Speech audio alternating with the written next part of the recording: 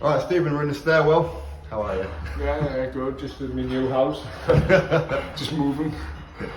So you've got a fight announced for December 17th in Bournemouth on the Chris Smith undercard. Finally. You've got a big fight. Yeah. I know what I need to do. I know that I'm doing this for myself. I'm doing this for the people who care, who matter. I know what I can bring to the table. I know there's going to be doubters, and I'm not doing this to shut the doubters up. I'm not doing this to say, oh look, I'm doing this for myself, because I know my worth. Mark and Giuseppe know my worth, and we'll take this fight. It's a risky fight, it's a big fight, but it's a winnable fight.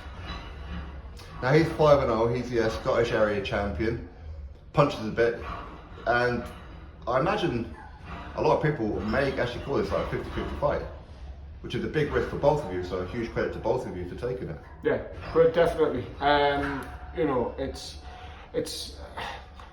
he's got a lot more to lose than me. I've lost my zero. You know, I'm not getting, you know, the hype isn't around me anymore, and it's taken a massive weight off my shoulders. And no doubt if I beat Nick, when I beat Nick, the hype will be back around me, and you know, but as I say, I'm not doing this for anything, for anyone but myself. Yeah, it's fair play to Nick for taking it, because I think he knows it's a risky fight.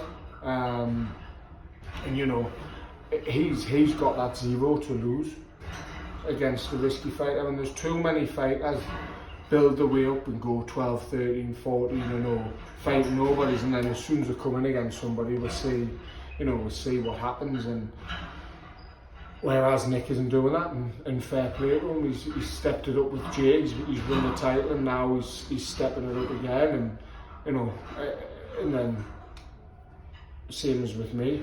I want, you know, once I fought Nick, it's where do you go from there?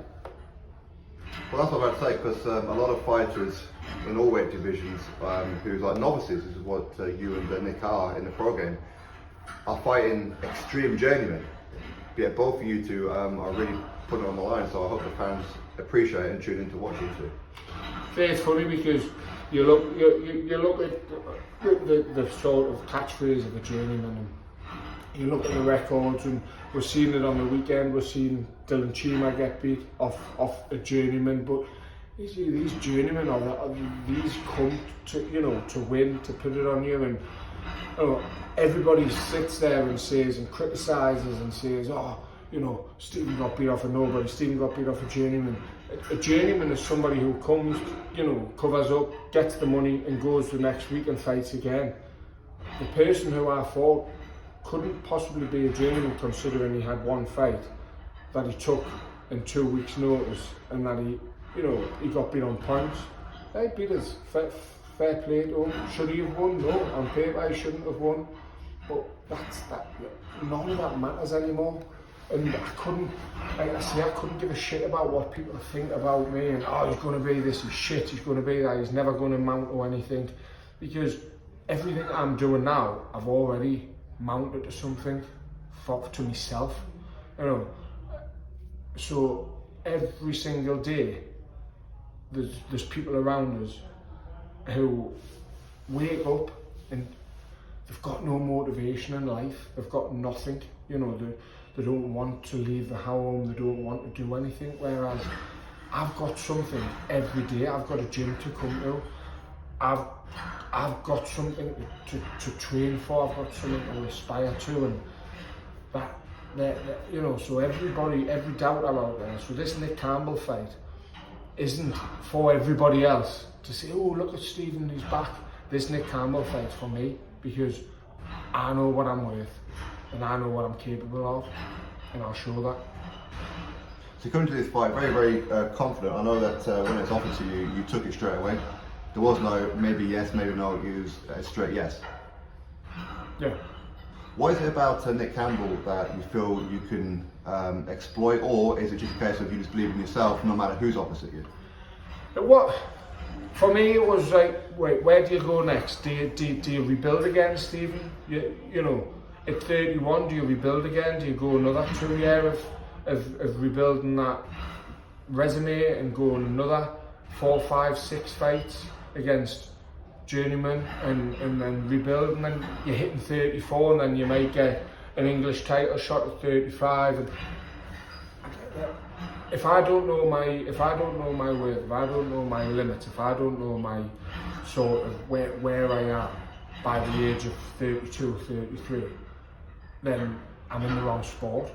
So this is a fight that I know I needed to take. I know I need to start taking these riskier fights, see where I'm at, and then titles are going to start coming to me. I'm not going to be chasing the titles, I'm not going to be begging for the titles. The shots are going to be coming to me, the phones are going to be ringing to, would Stevie like to fight such and such for, you know, the IBF interim or whatever it may be. A belt should have been allowed for this one, really, shouldn't it? It might be, you know, that's something that my manager is working on, especially more so for Nick. Nick's, you know, he's the Scottish heavyweight champion. He's already fought in a 10-rounder, so you know, if a belt comes onto the line, great. I'm training and sparring for 10, so if in the next few weeks that gets announced that we're fighting a 10-rounder, that's no problem. I'll be ready. Spot on. So if anybody wants tickets, go to your social media on Instagram. It'll be in your profile bio. Yeah. And if they can't get there, tune in live on Sky Sports. Yeah. Thank you, everyone. Disney Drago back.